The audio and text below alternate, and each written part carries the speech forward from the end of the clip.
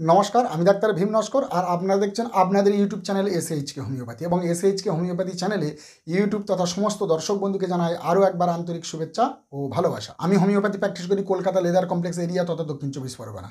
তো বন্ধুরা, আজকে আমি ব্যাচ ফ্লাওয়ার রেমেডি এইটাকে নিয়ে আলোচনা করব। অর্থাৎ ব্যাচ ফ্লাওয়ার রেমেডির মধ্যে ইতিমধ্যে আমি দুটি মেডিসিন নিয়ে আলোচনা করেছি। একটা হচ্ছে অ্যাসপেন হোমিওপ্যাথিক মেডিসিন আর একটা হচ্ছে রেস্কিউ রেমেডি 30। এবং আপনারা জানবেন যে এই ব্যাচ ফ্লাওয়ার রেমেডিটা অ্যাকচুয়ালি কী এবং কে তৈরি করেছিল, কোথা থেকে তৈরি হয় এবং এর প্রিকশন কী আছে, কোন কোন রোগের প্রতি ইউজ করা যাবে এবং কারা কারা ইউজ করতে পারবে এবং কেমনভাবে কাজ করে, হোমিওপ্যাথির সাথে এর কী রিলেশনশিপ আছে এবং এইটাকে ডিটেলস নিয়ে আমি আলোচনা করব। তো শুধু ব্যাচ ফ্লাওয়ার রেমেডি সম্বন্ধে আপনাদের পুরো ধারণাটা জানকারিটা আজকে দিয়ে দেবো। অনেক অনেক ব্যক্তি আমাকে কমেন্ট করেছে যে ব্যাচ ফ্লাওয়ার রেমেডিটা আসলে কি আমরা জানি না। তাহলে এই ব্যাচ ফ্লাওয়ার রেমেডিটা সম্বন্ধে জানেন, তাহলে আজকেকার ভিডিওটা আপনারা যদি পুরোপুরি দেখেন তাহলে ব্যাচ ফ্লাওয়ার রেমেডি সম্বন্ধে আপনাদের আজকের দিনের পর থেকে আর কোনো ডাউট থাকবে না। তো চলুন শুরু করা যাক। এই ব্যাচ ফ্লাওয়ার রেমেডি না, এটা 38টা গ্রুপ অফ মেডিসিন আছে। এই ব্যাচ ফ্লাওয়ার রেমেডিতে টোটালে 38খানা মেডিসিন আছে। আর এই 38টা মেডিসিন যিনি আবিষ্কার করেছিল এটা হচ্ছে ইংলিশ একটা ডাক্তার এডওয়ার্ড ব্যাচ। 1920 থেকে 1930 সালের মধ্যে তিনি আবিষ্কার করেছিল। এবং তিনি এই আবিষ্কার করার পিছনে তিনি দেখেছিল যে মানুষের প্রতি না একটা নেগেটিভ থট আছে আর একটা হচ্ছে পজিটিভ থট আছে।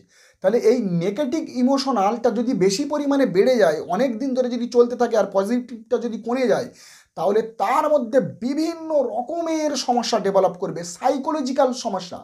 মানে তার অ্যাঙ্গার হয়ে যাবে, মানে অ্যাঙ্গার, এনজাইটি, বেচাইনি, depression, schizophrenia, bipolar disorder, mania, hypermania, autism, ADHD, মানে পাগলপান, ঘুম না হওয়া, ইনসোমনিয়া, বিভিন্ন রকম মেন্টাল কন্ডিশন চলে আসবে। আর এই মেন্টাল একে পুরোপুরি কমপ্লিট করার জন্য, একেবারে তাদেরকে কমানোর জন্য তিনি এই ব্যাচ ফ্লাওয়ার রেমেডিটাকে আবিষ্কার করেছিলেন। এবং এখানে এই 38টা মেডিসিন আবিষ্কার করে 7টা ভাগে তিনি ডিভাইডেড করেছে। মানে এক একটা মেডিসিনের কাজ আলাদা আলাদাভাবে আছে, সেটা তো ইউজ করাই যায়। আবার এই 38টা মেডিসিন 4-5টা মেডিসিন একত্রিত করে একটা ডিভাইডেড করে দিয়েছিল যে এটা এই কন্ডিশনের জন্য এই 5টা মেডিসিন, এই 4-5টা মেডিসিন এই কন্ডিশনের জন্য, এই 5টা মেডিসিন এই কন্ডিশনের জন্য। তাহলে এই রকমভাবে ক্যাটাগরিগুলো ভাগ করেছিল। আর আমি এই ক্যাটাগরিগুলো আপনাদের কাছে অবশ্যই জানাবো। আর ব্যাচ ফ্লাওয়ার রেমেডিতে কটা হোমিওপ্যাথিক মেডিসিন, এই যে 38টা, সেটাও জানাবো। তো চলুন, এই যে ব্যাচ ফ্লাওয়ার রেমেডি এটা তৈরি কোথা থেকে হয়। অনেক অনেক ফুল গাছ তিনি সংগ্রহ করেছিল, সফট ফুল, সেই ফুল থেকে তিনি ওষুধগুলো আবিষ্কার করেছিল। এই সফট ফুলগুলো জলের মধ্যে রেখে সেই জলেতে রৌদ্রেতে রাখে এবং রৌদ্রে রাখলে ফুলগুলো যখন জলের মধ্যে গলে গিয়ে জলের কালার, ফুলের কালার যখন জলেতে চলে আসে, পুরো সত্যটা জলের মধ্যে চলে আসে, তখন সেখান থেকে ব্র্যান্ডি বা অ্যালকোহল দিয়ে তিনি এই হোমিওপ্যাথিক ওষুধ মানে ব্যাচ ফ্লাওয়ার রেমেডি তৈরি করেছিল। এবং কিছু কিছু ফুল ছিল হার্ড ফুল, যেগুলোকে সিদ্ধ করে সেই জলেতে অ্যালকোহল মিশিয়ে তিনি এই ব্যাচ ফ্লাওয়ার রেমেডি তৈরি করেছিল। 1920 থেকে 1930, 10 বছরের মধ্যে তিনি আবিষ্কার করেছিল। এবং এর যে রেজাল্ট, এর যে কাজ দেখে মানুষ হতভম্ব হয়ে গিয়েছিল, মানে বিজ্ঞানী মহল বলতে পারেন, যা সায়েন্টিস্টরা, তার জন্য এটা হোমিওপ্যাথিতে খুব তাড়াতাড়ি আমাদের কাছে চলে এসেছে এই ব্যাচ ফ্লাওয়ার রেমেডিটা। এবং এর কাজ সত্যি, আমি আগে তো ইউজ করতাম না, এখন আমি কিছু কিছু মেডিসিনের মধ্যে ইউজ করি, মিমুলাইজ ইউজ করি, অ্যাসপেন ইউজ করি, রেস্কিউ রেমেডি ইউজ করি, সেরাটোনিন ইউজ করি, আরও অনেক অনেক ওষুধ আছে ইউজ করা হয়, ব্যাপক রেজাল্ট, মিরাক্কেল রেজাল্ট দেয়। তো যাই হোক, আমি পরে আপনারা যদি বলেন আমি এক একটা মেডিসিন সম্বন্ধে লাইন বাই লাইন পরবর্তীকালে আলোচনা করব। তো ইতিমধ্যে রেস্কিউ রেমেডি 30 আমি আলোচনা করেছি এবং অ্যাসপেন হোমিওপ্যাথিক মেডিসিনটি নিয়ে আমি আলোচনা করেছি। পরে মিমুলাস আসবে, সেরাটোনিন আসবে, আরও অনেক অনেক ওষুধগুলো আসবেন। এবং স্টার অফ বেথলেহেম খুব ভালো, আমার কাছে আছে, এটাও আমি ইউজ করি। এটা সম্বন্ধে আমি পরবর্তীকালে আপনাদের কাছে ভিডিও বানাবো। তাহলে এই যে 7টা ক্যাটাগরি, এই 7টা ক্যাটাগরি কি, এটা আমাদেরকে সর্বপ্রথম জানতে হবে। প্রথম ক্যাটাগরি হলো, আমি এর আগেও আলোচনা করেছিলাম, আর একবার টাচ করে যাই, for those who have fear.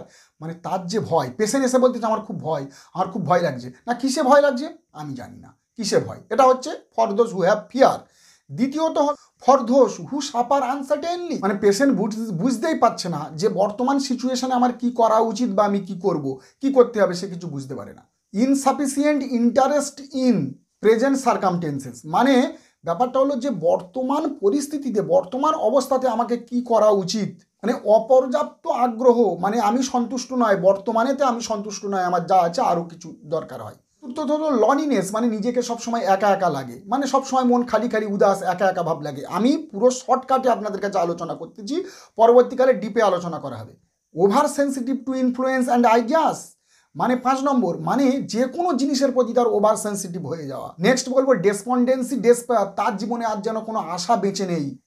Over care or welfare of others, মানে অন্যের প্রতি সে পরিশান হয়ে যায়। এই রকমভাবে 4-5টি মেডিসিন মিলে একত্রিত করে এই এক একটা রেমেডিকে ডিভাইডেড করেছিল, এবং যদি কোনো পেশেন্ট এসে তার রোগের কথা বলতো এবং সেই যে ডিভাইডেড সেই গ্রুপের ভেতরে ঢুকতো, দেখতো যে এই পেশেন্টটা কোন গ্রুপে যাচ্ছে, এবং সেই গ্রুপের মধ্যে ঢুকে সেই গ্রুপের যে মেডিসিনটা ম্যাচ করতো সেই মেডিসিনটা দিত এবং বিউটিফুল রেজাল্ট পাওয়া যেত। আর আগে বলেছি আমি এই মেডিসিনের মধ্যে অনেক কটা মেডিসিন ইউজ করি। তাহলে এই 38টা মেডিসিন এইভাবেই তৈরি হচ্ছে ব্লাড ফ্লাওয়ার রেমেডি। আর কিভাবে ইউজ করবেন আপনারা অবশ্যই বলবো, কিন্তু কোথায় কোথায় ইউজ হয় আগেও বলেছি, আবার বলি, মানে মেন্টাল সাইকোলজিক্যাল পুরো কন্ডিশনটাকে কভার করে নেয়।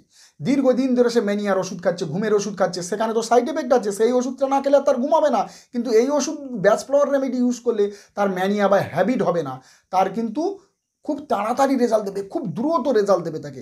মানে anxiety, depression, bipolar disorder, schizophrenia, মানে তার হাইপারম্যানিয়া, ম্যানিয়া, ইনসোমনিয়া, অটিজম, মানে এডিএইচডি, হ্যাঁ, হিস্টেরিক্যাল কন্ডিশান, ঠিক আছে, তাকে ধরো তার মনে হচ্ছে যেন হ্যালোসিনেশান হচ্ছে, বা তার দেখা যাচ্ছে ডিমেনশিয়া, এই রকম সমস্ত রকম কন্ডিশনে সাইকোলজিক্যাল পার্টটাকে একেবারে সে দখল করে নেয়, ঠিক আছে। এই রকম সমস্ত কন্ডিশনে এই ব্যাচ ফ্লাওয়ার রেমেডি নাম্বার 1-এ আসবে।